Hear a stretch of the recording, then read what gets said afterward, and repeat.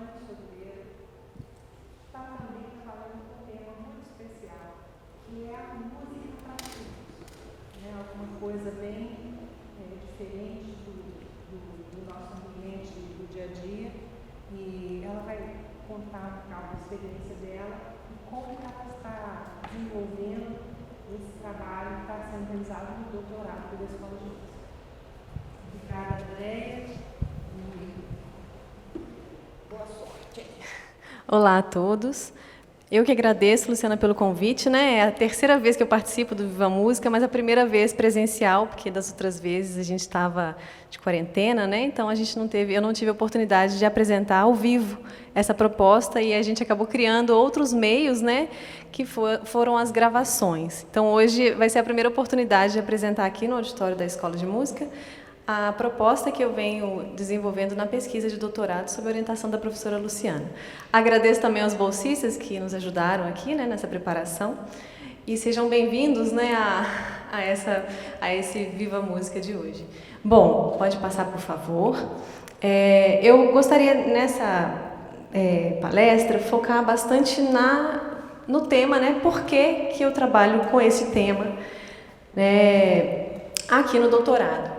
O meu contato com os sujeitos surdos, ele se deu inicialmente no ano de 2012, né? Já tem aí 11 anos, né? E graças a Eliane, que está aqui na plateia, que eu tive o primeiro contato com os surdos. Por favor, pode passar? E foi lá no Núcleo Vida, né? Na Assembleia Legislativa de Minas Gerais, em que a Eliane era coordenadora e me convidou para trabalhar com canto, com os adolescentes, jovens, que lá exerciam, né, alguns trabalhos. E aí, até interessante a Eliane estar aqui, porque eu acho que eu nunca falei isso para ela, né? E foi lá que eu tive o primeiro contato com os sujeitos surdos, numa aula de canto. E aí eu pensei, eu, a cantora, a professora de canto, como vou trabalhar com sujeitos surdos o ensino de música, em específico canto? Bom, tive que iniciar as pesquisas sobre como ensinar música para surdo. Naquela época eu não sabia nada de língua de sinais.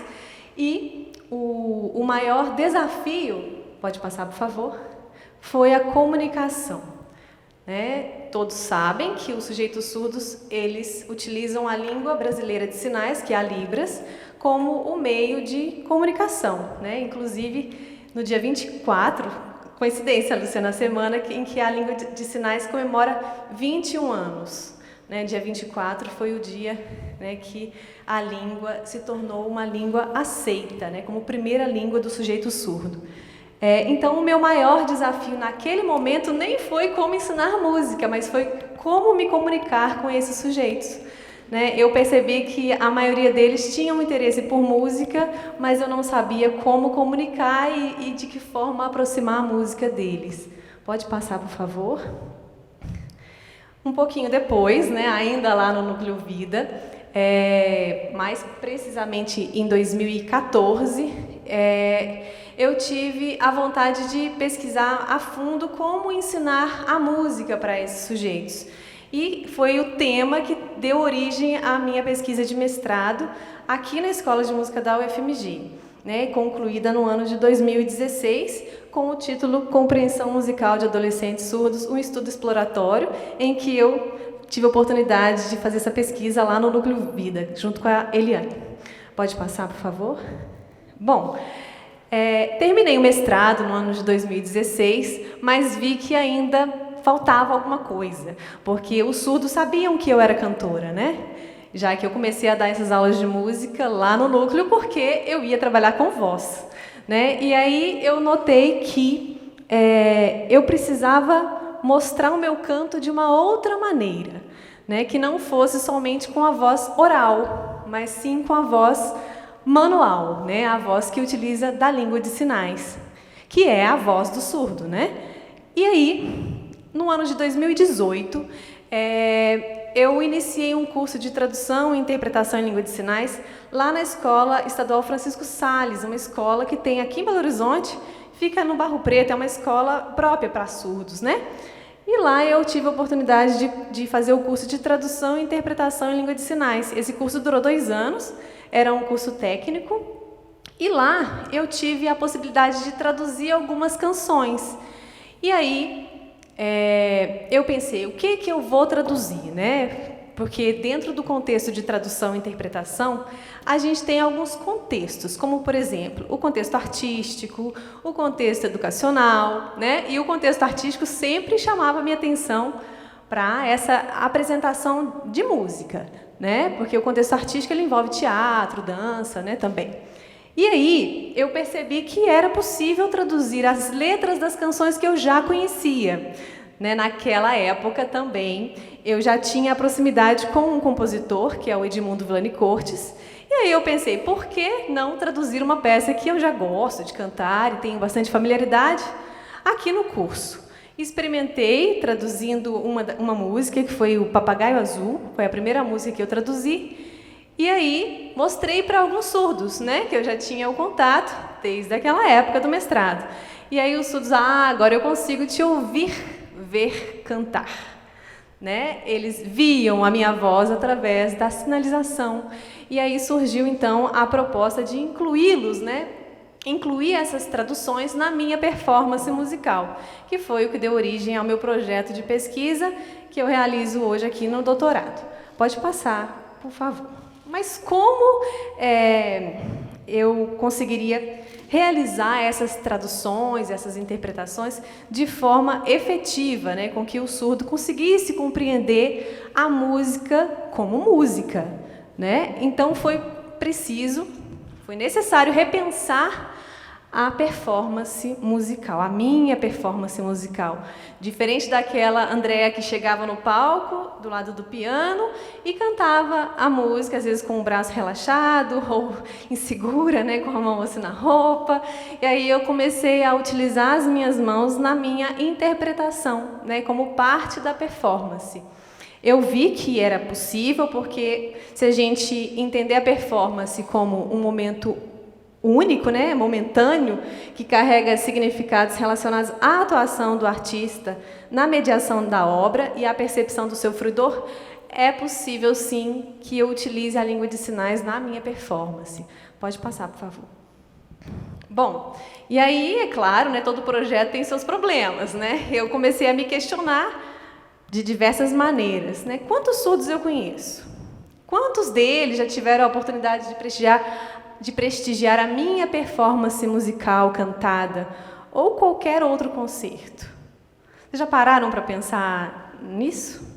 Porque às vezes a gente pensa na música para um público ouvinte, né? E esquece daquele outro público que não ouve com o ouvido, mas ouve com os olhos. Então, eu comecei a refletir sobre isso, e aquela foto foi a foto da primeira apresentação que eu fiz aqui no doutorado, lá no conservatório, em que a Luciana estava presente, né, Luciana? A gente teve a oportunidade de ter 20 surdos na plateia. Eu acho que eu nunca tive contato com tanta gente numa performance como na primeira apresentação que eu fiz. E ali foi um registro bem bonito, né, Luciana, que a gente tem desse momento. Bom, pode passar, por favor? Bom, então, como vocês já perceberam, o meu objetivo é incluir o sujeito surdo na minha performance, na apreciação artística de uma performance musical cantada.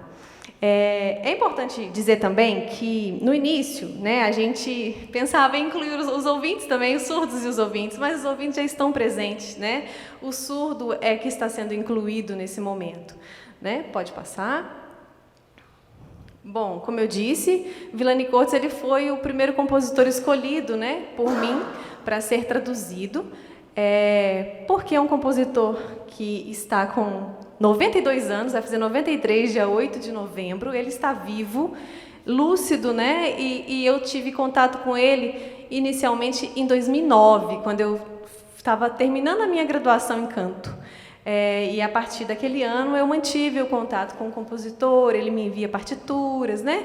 Fui à casa dele 2 vezes já, e aí a gente teve um contato em que ele me conta as histórias das peças, e esse conhecimento do contexto, né, de criação da obra é importante para a gente traduzir e entender a música, né? Porque alguns textos eles são muito subjetivos. Às vezes a gente lê e cria uma interpretação, e aí quando a gente vai conhecer a história real, a gente vê que tem outros elementos por trás daquele texto, né? Então, essas foram as primeiras canções que eu traduzi, foi o Papagaio, depois o Para Sempre, a Ave Maria e a Valsinha de Roda. Pode pular? Bom, quando eu falei de colocar a performance, na minha performance, a língua de sinais, é importante a gente também lembrar de que no contexto artístico a gente tem a figura do intérprete, que é o intérprete de língua de sinais. Todos já viram uma apresentação com intérprete? Eu coloquei uma imagem do lado para remeter a uma televisão, tá? Então imagina que está tendo ali uma apresentação e do lado tem uma janelinha de libras, né? E a janelinha às vezes é muito pequenininha, que o surdo que tem alguma deficiência visual, né? Baixa visão, ele vai ter dificuldade de compreender, né? Então ali eu mostro essa dificuldade de aproximação com o intérprete. E também trago isso para o contexto ao vivo, né? Quando a gente está num show ou qualquer apresentação em que o cantor está aqui no meio do palco cantando, o intérprete ele geralmente fica no cantinho do palco, vocês já viram? Ele fica às vezes num cantinho que tem pouca iluminação. E aí o que acontece? Eu acredito, né? E hoje a gente já tem uma comprovação disso, de que quando o surdo imagina que eu sou a plateia, tá? Na minha frente está o intérprete e eu sou o surdo. Está aqui o intérprete e ali está o artista fazendo a apresentação. O surdo, geralmente, ele fica, olha para o intérprete, olha para a apresentação, olha para o intérprete e olha para a apresentação. Com isso, ele tem perdas do processo, né, da apresentação. O interesse inicial dele era ir a uma performance musical, né, por causa de determinado artista que ele gosta, mas ele chega lá e tem que ficar direcionando o seu olhar para dois focos, né? Alguns surdos relatam que eles têm essa visão mais ampliada, mas a gente não tem um tipo de surdez só, a gente tem vários tipos de surdez e vários tipos de surdos. Tem surdos que sabem fluentemente a língua de sinais e tem surdos que sabem muito pouco a língua de sinais. Então, tem surdos que vão gostar de olhar o cantor e outros vão ficar mais com foco ali no intérprete. Bom, com isso, eu coloquei aqui nesse desenho a performance, né? Ali, o mediador, no caso, seria o próprio intérprete e o público. Então, a gente tem esse mediador, no caso, ele vai fazer com que a mensagem ela não vá diretamente para o público. Ela tenha um desvio e depois vai para o público. Por isso que eu comentei da questão da perda no processo da apreciação da performance. Bom, pode passar para o próximo. E aí, quando eu tiro o mediador e leva a língua de sinais para a performance, a gente já não tem mais esse mediador. O foco é um só. Então, o acesso à informação ele é direto. E aí, na pesquisa, a gente usa o termo cantor sinalizante, que é o cantor que canta e sinaliza, né, em língua de sinais, e o público ele vai ter o acesso a essa informação via direta. Bom, próximo. Lá sou eu de novo, tá, gente, com a língua de sinais. Pode passar. Bom, então, como os surdos poderiam ter acesso à música a partir dessa sinalização? Agora são algumas questões, se vocês quiserem comentar no meio, fique à vontade, tá? Pode passar para a próxima. De que maneira a experiência de apreciar uma performance musical cantada poderia se tornar relevante ao sujeito surdo? Só estou vendo as cabecinhas assim, mas pode falar. Pode falar. Próximo. Seria possível realizar uma performance musical cantada para uma plateia heterogênea formada por surdos e ouvintes? Próximo. Eu vou responder depois, tá, gente? Como seria a recepção dessa performance por esse público? Pode passar? Aqui a gente tem algumas... seriam as nossas hipóteses, mas que já estão se tornando a nossa resposta, tá? Porque a gente já teve contato com os entrevistados e a gente tem aí algumas respostas. Vamos lá. Haverá uma maior aproximação entre o cantor, a obra e o público. Vocês concordam? Que se eu tirei aquele mediador e a sinalização ela acontece pelo próprio artista, o surdo ele vai ter o contato principalmente com o artista, né? Mas será que ele vai ter com a música? Próximo. pode oferecer principalmente aos surdos uma experiência artística, estética e sensorial com a música de maneira mais ampla e efetiva. Aqui a gente tem que abrir um parênteses, por quê? Os surdos que nasceram ouvintes e se tornaram surdo, mas que ao longo do período em que ele era ouvinte, ele teve acesso a experiência sonora, né, participou de algum evento musical, ele tem algumas memórias, né? Então essas memórias elas podem ser ativadas novamente quando ele vai numa performance em que tem a Libras como foco, sendo executada pelo próprio artista. Próximo. Evita-se que o sujeito surdo direcione grande porcentagem da sua atenção para a figura do intérprete. Lembra daquele olhar que eu mencionei? E aí, com isso, né, posicionando geralmente extra-palco, que é aquele exemplo do ao vivo, que ele fica no cantinho, acarretando em perdas significativas. Próximo. Os elementos da música poderão ser percebidos também pelos surdos. Então, agora a gente vai falar desses elementos, quais que a pesquisa conseguiu encontrar, né? O que a maioria responde sempre é a questão rítmica. Mas é importante também pegar um gancho lá na questão do intérprete. A maioria dos intérpretes não são formados em música. Os intérpretes eles têm uma formação mais generalista, né? Para eles poderem atuar em diversos contextos. Eu percebi que o intérprete que tem a formação em música, ele consegue, na sua tradução, colocar elementos como ritmo, intensidade, duração. A melodia, alguns surdos disseram que perceberam melodia, mas a gente ainda não consegue ver isso tão nitidamente na tradução. Mas a intensidade, a duração, o ritmo e alguns outros elementos já podem ser percebidos pelo surdo na própria sinalização, tá? Próximo. Contribuirá para uma maior expressividade da performance e com a aproximação de sujeitos surdos no contexto da música de concerto. Nenhum surdo, eu entrevistei 30 surdos, nenhum assistiu até hoje uma apresentação de música erudita. Nunca foram num teatro apreciar uma performance. Por quê? Aí a questão entra na questão da acessibilidade, né? No contexto da música popular, a gente observa que tem intérprete, pouco, mas tem. No contexto da música erudita, isso ainda não acontece. Então, é um momento de começar, né? A gente proporcionar o acesso à música erudita também para os sujeitos surdos. Próximo. Contribuirá para uma nova perspectiva de percepção e recepção da canção de câmara brasileira, principalmente pelos ouvintes, a de ver a música. Bom, a gente vai hoje, né, no recital, né, no concerto, nós vamos provocar os ouvintes um pouquinho. Por quê? Para vocês se colocarem no lugar do surdo. Porque não tem nenhum surdo aqui, né? Tem algum surdo aqui? Nenhum surdo, né? Vocês já se colocaram do outro lado, assim, e pensaram, como é que seria não ouvir? Então, a gente vai provocar um pouquinho vocês, tá? Próximo.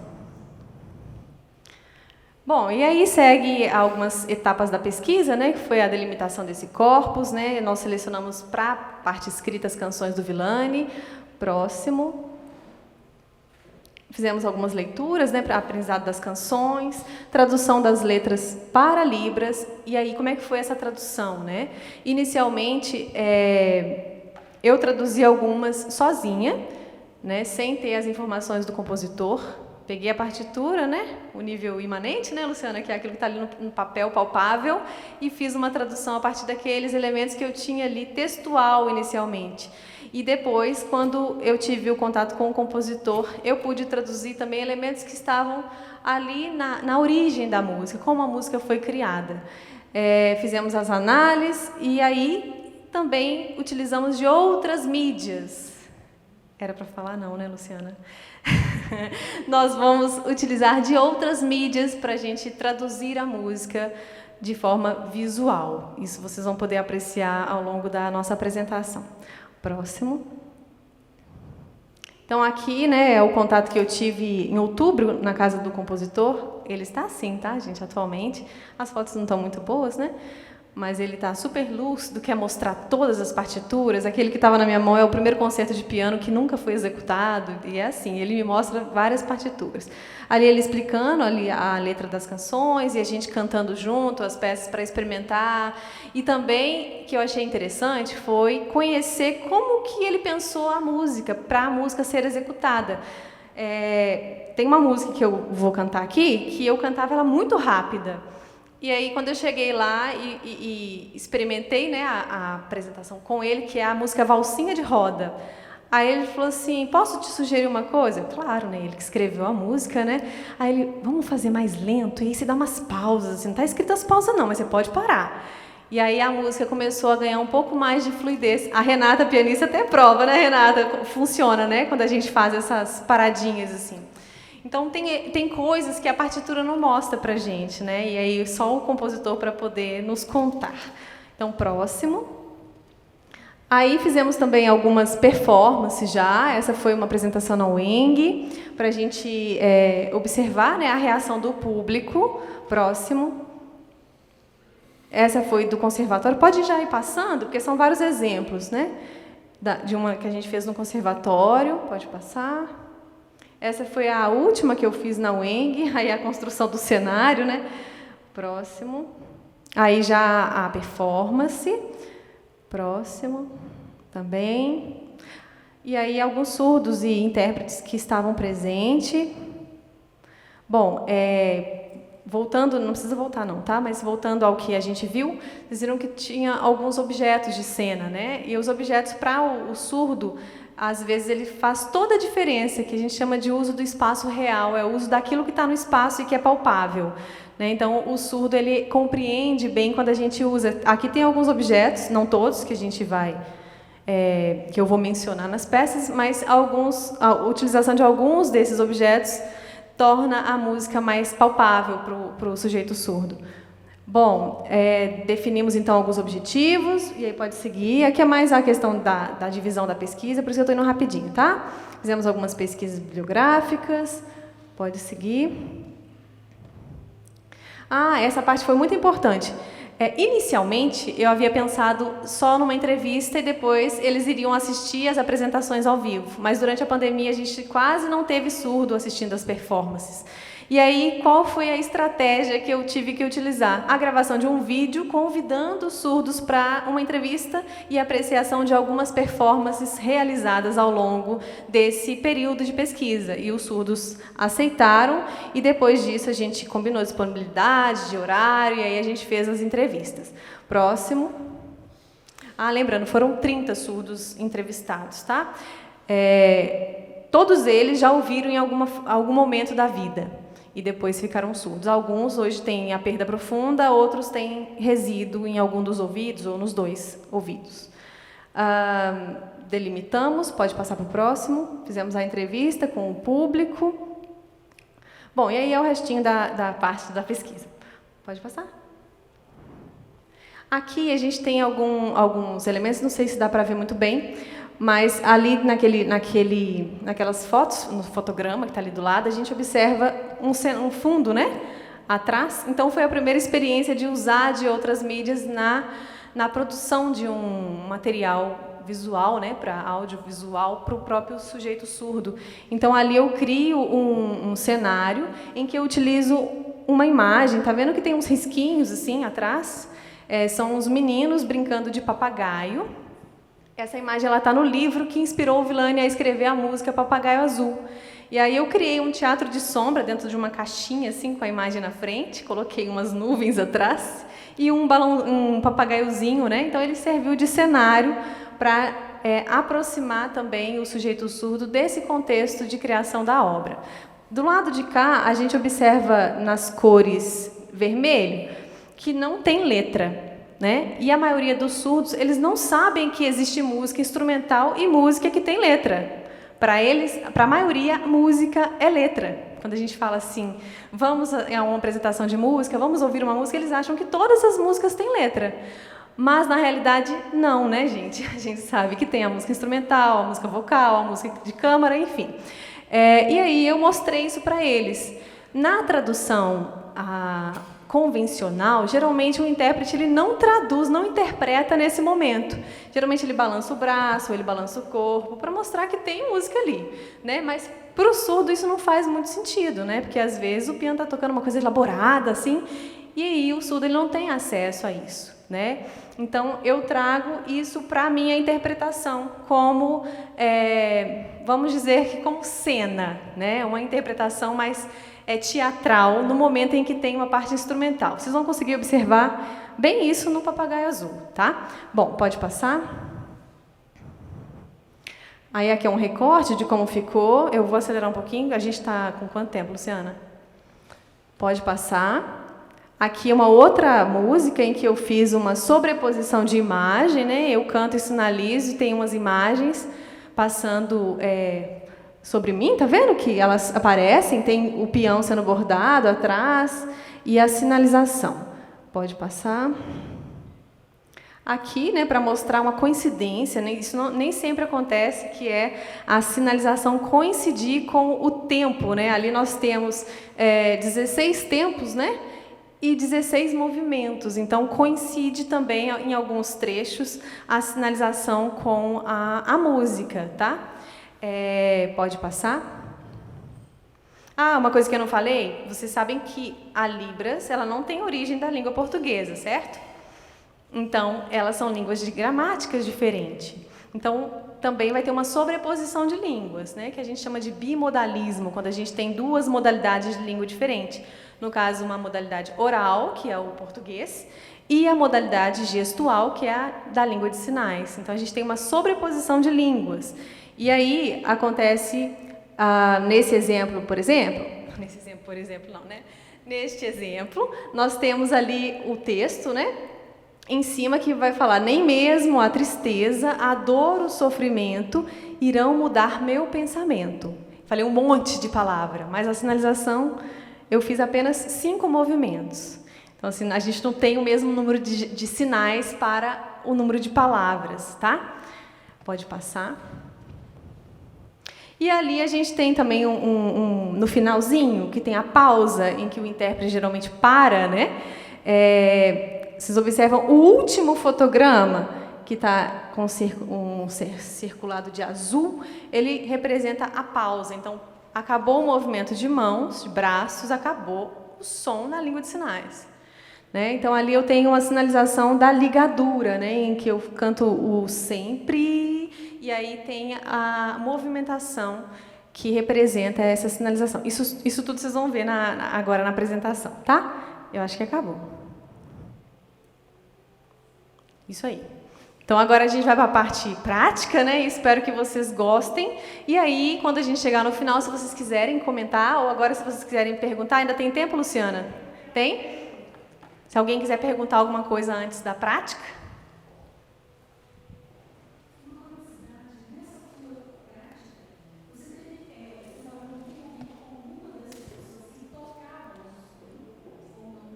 De surdos? Não. Na verdade, com os meninos do Núcleo Vida, né, a gente trabalhava instrumentos de percussão, mas eram os instrumentos para o projeto que a gente tinha lá. Na minha prática, não. Mas existem vários, né, inclusive na pesquisa eu mostro, né, que existem existe cantor sinalizante, mas ainda não tem pesquisas que mostram essa prática, né? A gente tem vários cantores que fazem isso em outros países. E, inclusive, foi tão importante a sua pergunta, porque, não sei se vocês sabem, nos Estados Unidos tem uma universidade que chama Universidade Gallaudet. Ela é uma universidade própria para surdos. E lá os surdos têm aula de música, de teatro, de dança, e a prática do bimodalismo ela é comum. Então, ela é comum em outros países. Aqui no Brasil é que ela ainda não é comum.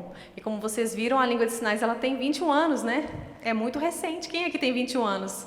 Pode dizer que tem gente aqui que nem isso tem, né? Então, ela é muito nova. Então, assim, os surdos, eles lutaram muito ao longo dos anos, né? Porque a gente teve o oralismo, eles eram obrigados a falar. Depois teve a comunicação total, que eles se comunicavam por voz, por gesto, né? Da forma que dava, que era a comunicação total. E hoje a gente tem o bilinguismo, né, em que eles têm direito a ter acesso a qualquer instrução e aprendizagem na escola a partir da língua deles. Eles aprendem o português como segunda língua. É por isso que às vezes a gente observa que a escrita do surdo ela tem alguns erros, né, porque é a segunda língua, assim como a gente aprende inglês, francês e outra língua, né? Então, por isso que eu acho que é importante trazer para a prática esse uso da língua de sinais, a forma também de demonstrar, né, a minha gratidão aos surdos que fizeram parte das minhas pesquisas por tanto tempo, né, e nunca me ouviram cantar. É muito estranho, não é? Assim, a gente trabalhar com uma pessoa que quer te ouvir cantar, mas como? Se ela não consegue te ouvir, né? Então é uma forma de trazer isso para as mãos, cantar com as mãos. É meio emocionante, assim, né, falar disso. Alguém quer perguntar mais alguma coisa?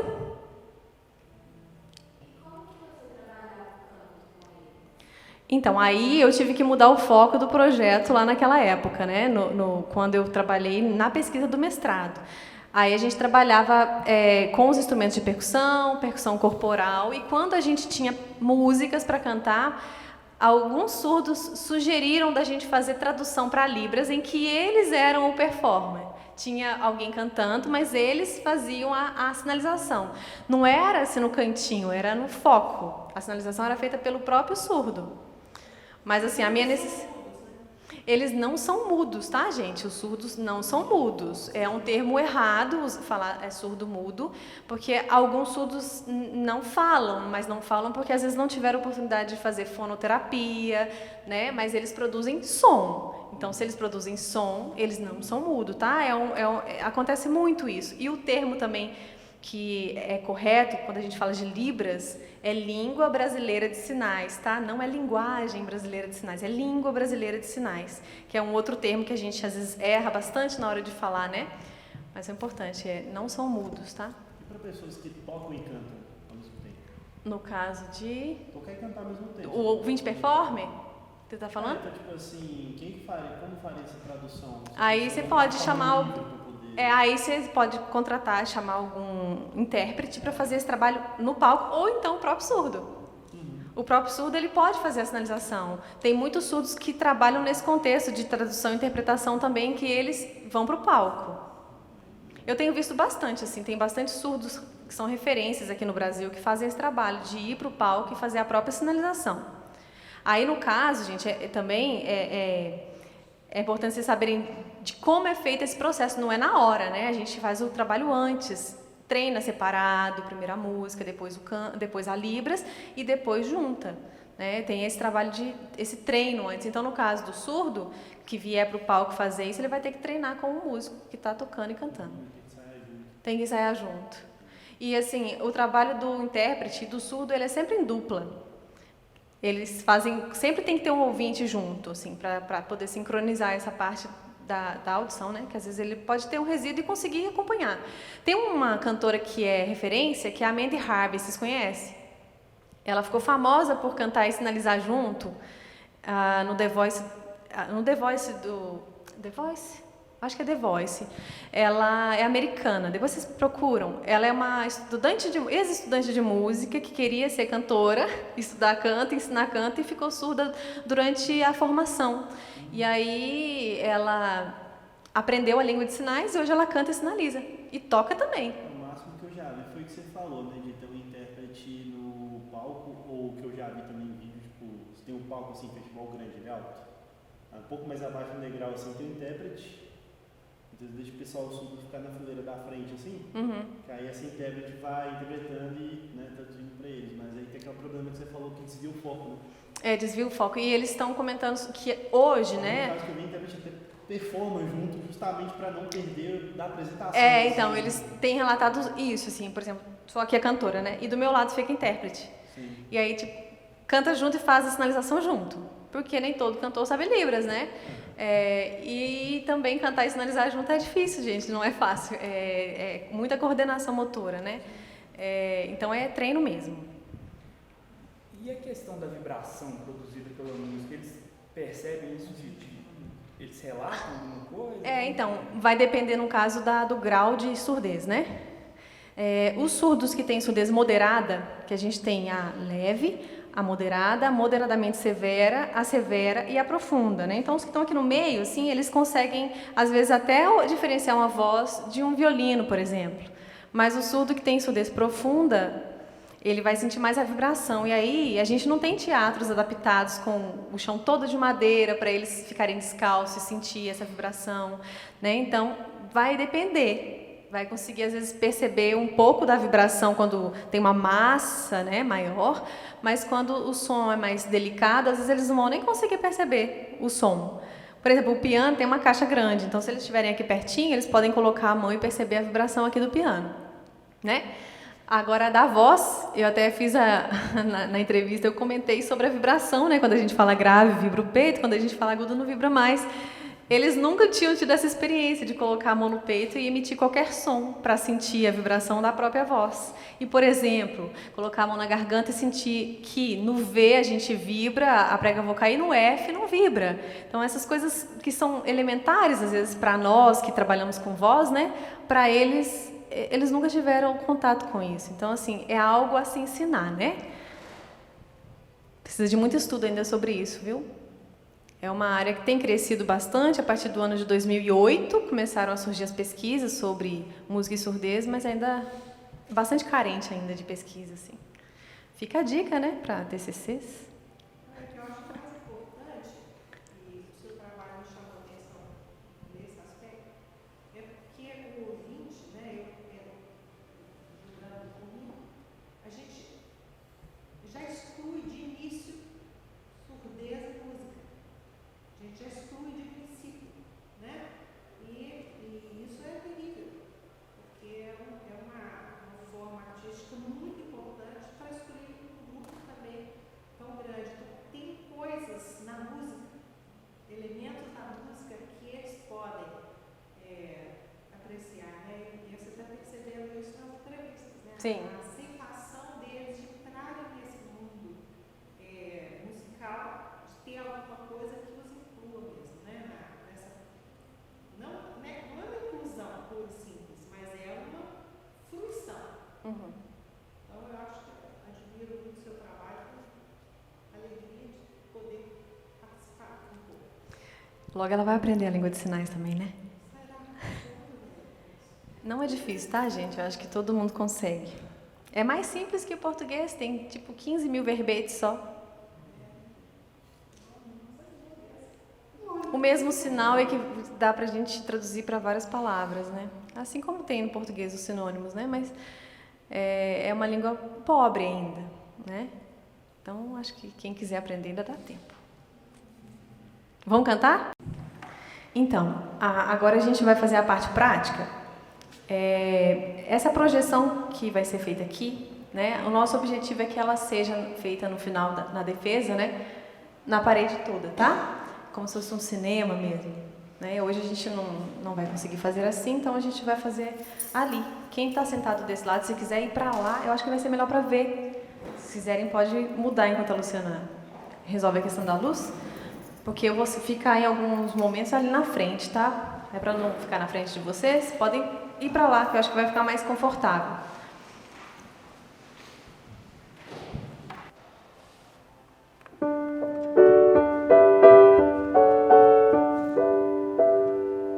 O vento balança as pétalas que distraídas deixam-se balançar. Balança o vento as pétalas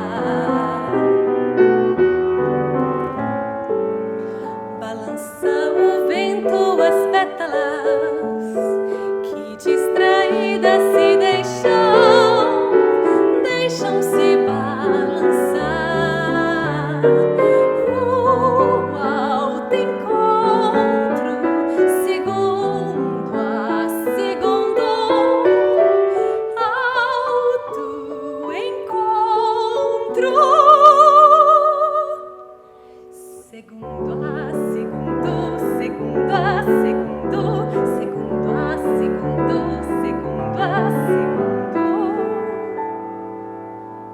O vento balança as pétalas.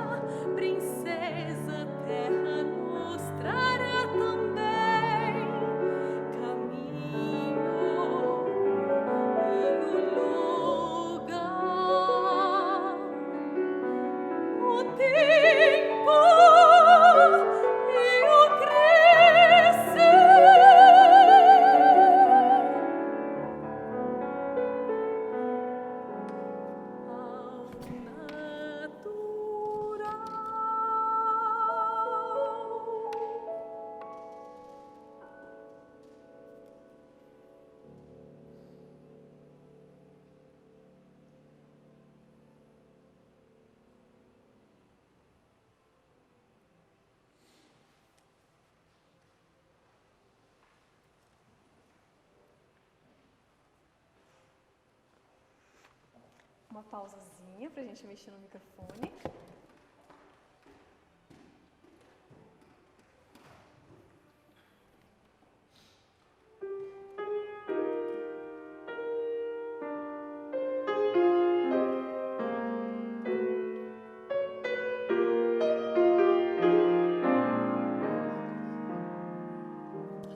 Pai nosso que estais no céu, santificado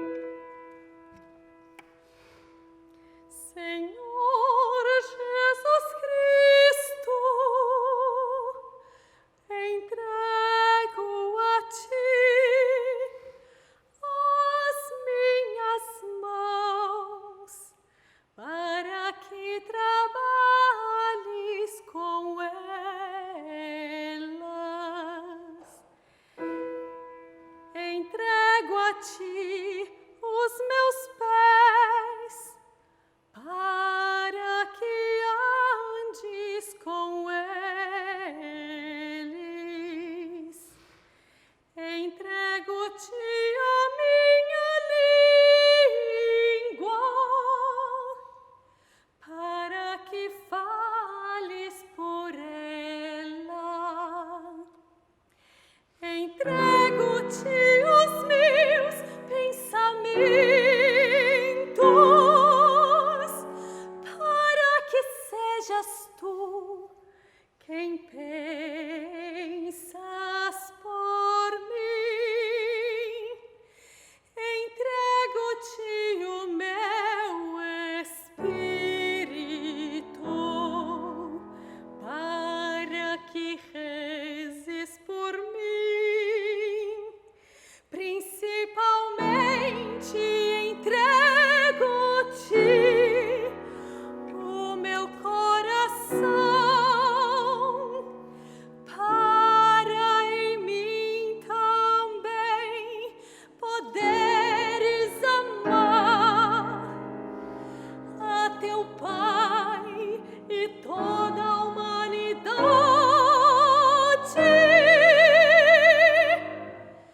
A mim mesmo me entrego a ti, sem reservas,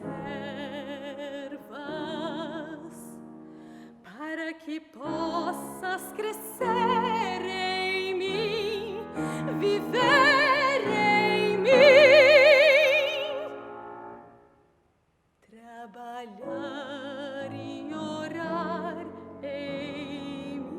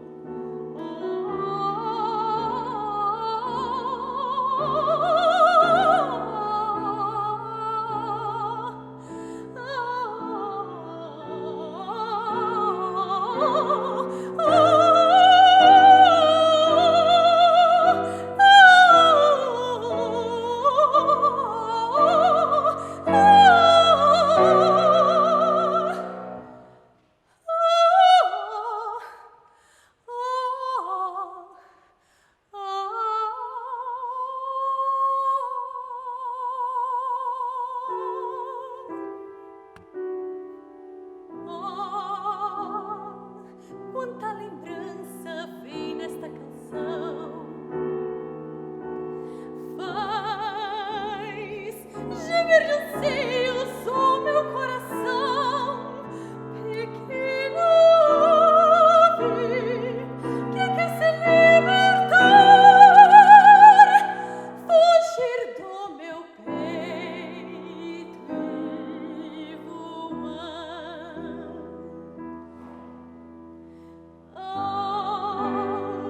Quantos acenos eu guardo em minhas mãos, e quantos amanhãs no meu olhar,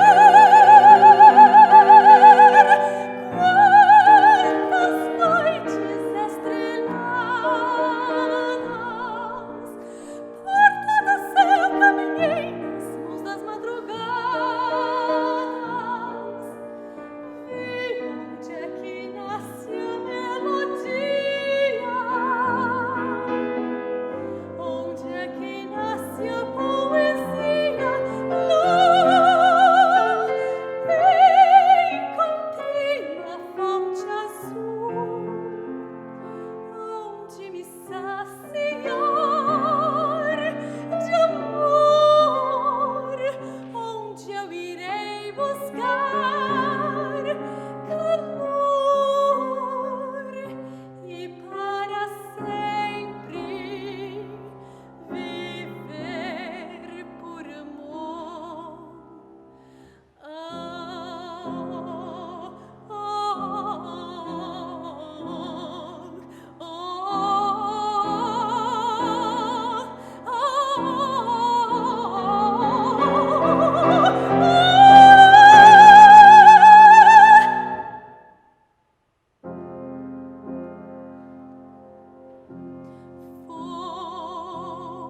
Fonte eterna que busquei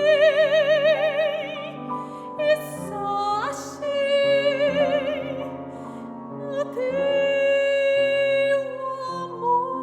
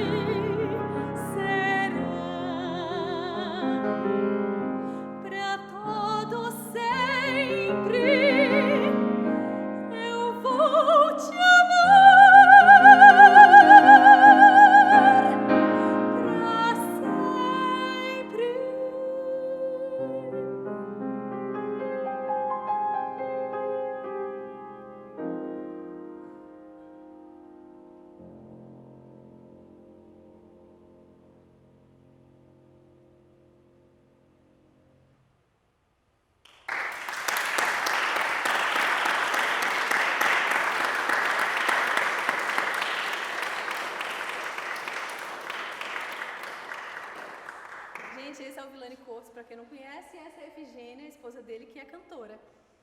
Os dois estão vivos, né? Eles estão assim. Tudo bem, Luciano?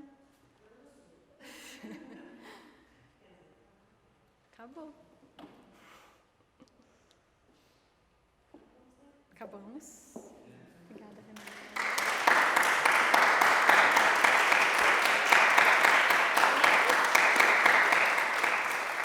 O Libras é assim, e quando tem ouvinte e surdo, a gente balança o braço, que é como se fosse esse, e a palma, a gente bate assim. Então, quando tem um público heterogêneo, a gente bate assim. Como a gente só tem ouvinte, a gente bate palma.